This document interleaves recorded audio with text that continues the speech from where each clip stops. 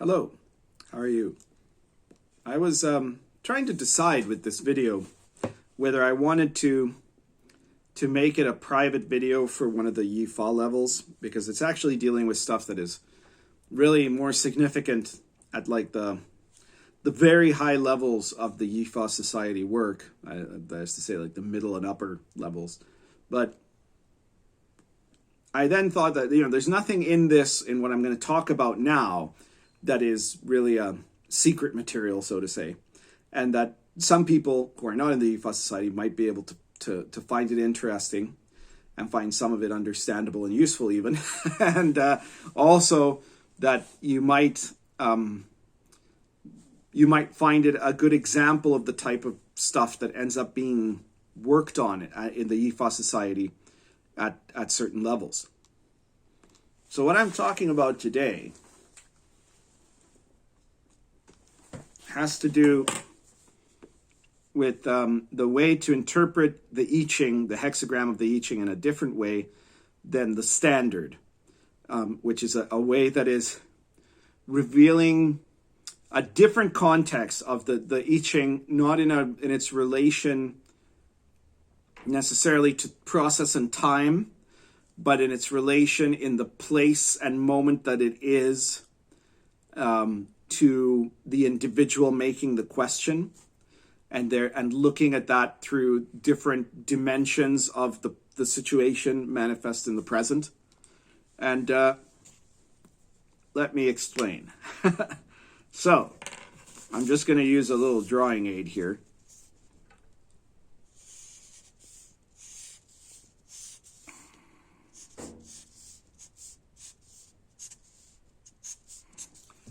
So let's do this here. That's a hexagram of the I Ching, right?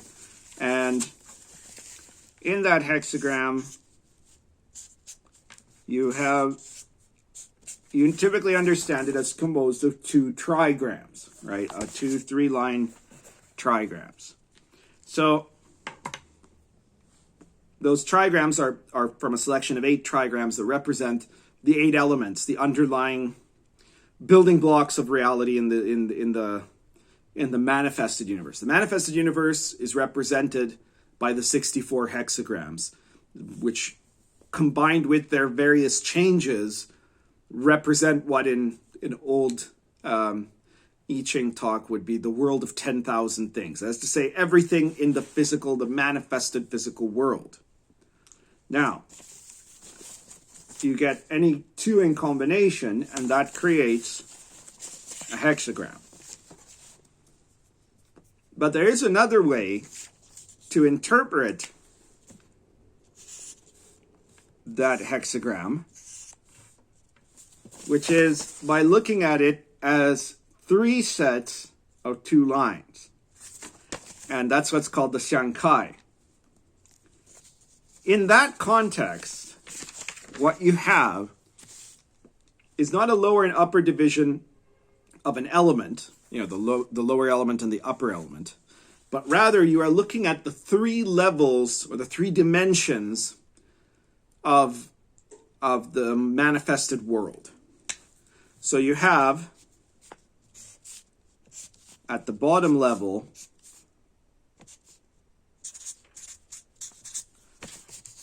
the lowest of the three worlds is the world itself, right? That is what it's called, the world, the manifested element of nature, right? In the middle, you have the world of man, right? Or that is to say, the world of humanity and the human being.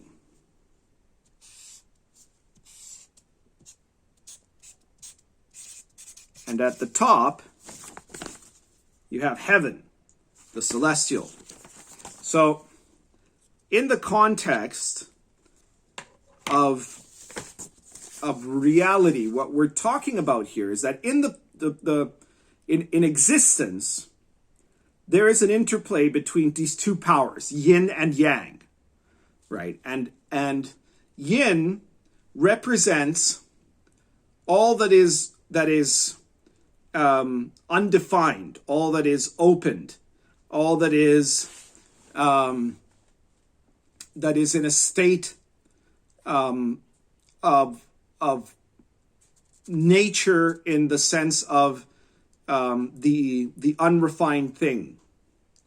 And then Yang, the masculine, so to say, is that which is defined, that which is assertive rather than receptive, that which is the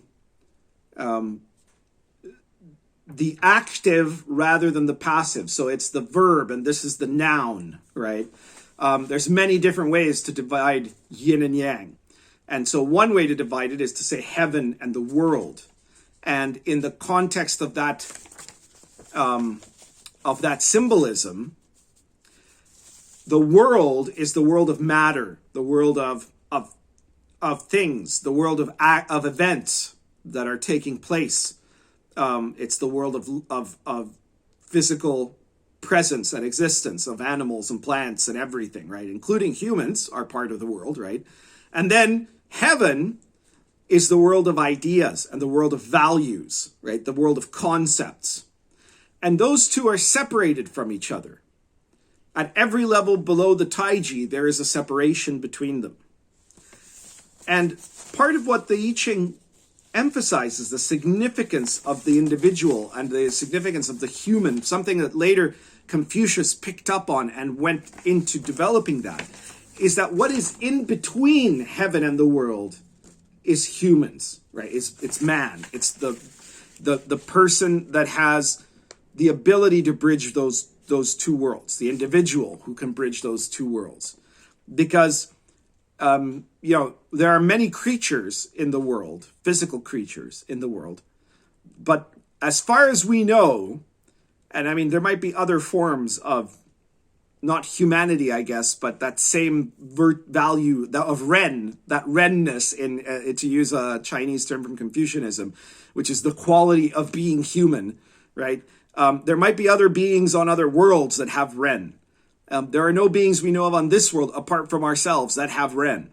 And so that is the quality that means that even though we are part of the world, we're also something else. We connect to this other world, this world of that which is above, of values and of concepts, of archetypes and of symbols, and these things that are not limited to matter. And of course, we're a part of that too, but we're not just a part of that, because we're also part of the world. There are, you could say that there are beings, so to say, in the sense of the archetypes, right? If you want to treat deities and saints and spirits and demons and all of that, those sorts of things as consciousness, as preternatural disembodied intelligences, to use a term from Western magic now, then you could say that there are beings that exist at that level of heaven.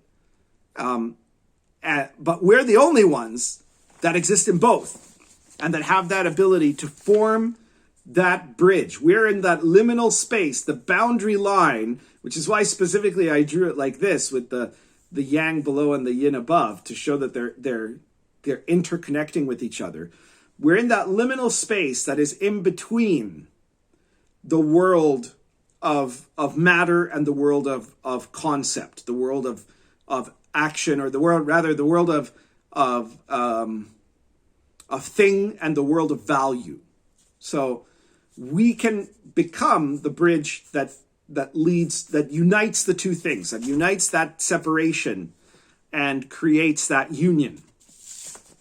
So this is a very important and very old way of interpreting an I Ching hexagram. When you're looking at this question of what is what is the kind of internal or the psychological, I guess you could say, though I don't like to use that term too much, the inner spiritual or philosophical aspect of a hexagram towards yourself, right? Which is that what you get below, at the lowest of the bigrams, as it were, of the Shijiang, is this world of the unknown, the world of the subconscious, the world of that which is that definitely exists but has not been given a name, and then what is above is that world of what is defined, of what is known, of what is placed as the value or ordering of things. And in between is your situation and your position. So the relationship, when you're looking at it from that kind of inner perspective, of the lines of the I Ching, are not divided into two trigrams, but rather three of the two-lined bigrams that are actually one step above the 8 trigrams, the 8 elements. So in the cosmological model of the I Ching, you begin with the Taiji, and then you have Yin and Yang, which are each one line each, one solid line, one broken line. Each of those split into 2 bigrams, which have either 2 of the same line or 1 and 1 in different positions from each other, right? And then each of those split into 2 more, so you end up with the 8 trigrams, the 8 elements. And it is that that conception means that in the trigrams, what you're looking at, if the hexagram as a whole is a representation of a moment in space and time in the manifested world, the trigrams represent the elements that make up that moment in combination, right? The component parts. The bigrams represent the archetypal world, one step above that, one step deeper than that, I should say, because actually you're going from within to without here, right? So the top of the cosmology is the 64 hexagrams. And then from there you have to get back to the core. But anyways, the bigrams represent the archetypal forces that are creating an influence, and specifically in this liminal point, which is the gap, the abyss between the lower and the upper trigram, where who can possibly make the bridge in that gap except the human being, the cultivator, not just any human being, right? Because even though all human beings that are worthy of the name have the sentience capable of being able to do that overcoming, most of them don't. Most of them stay very much in the world of being driven by their subconscious, right? By their unconsciousness, and rather than by than connecting to a super consciousness at all. Now, the cultivator is the one that is here, that is in the position of a kind of struggle, where they are defining a battle between their inferior person or their superior individual.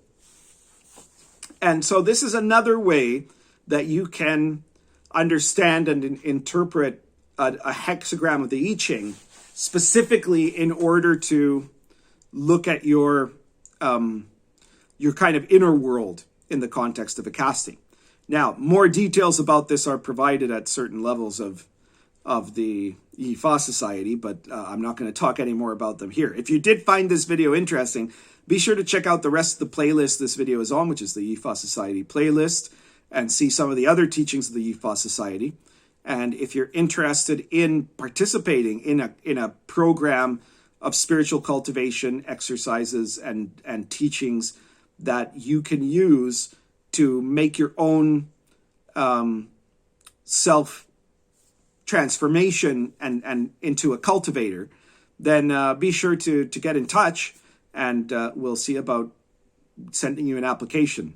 And if in any case, be sure to check out also the other different playlists in this channel, and to subscribe if you haven't subscribed. And if you look in the description, you'll find a link there that's provided for a mailing list. That mailing list is kind of defunct at this point, but if you subscribe to it, not only will you not get any bothersome emails, but you will get in the confirmation email a link to a free PDF of my book, The Path and the Power, which is another book used by the Yi Fa Society, and it is just as the Magician's I Ching is the I Ching, the Path and the Power, is my version and commentary of the Tao Te Ching, and you can have it for free if you like. So that's everything for today. Thank you very much.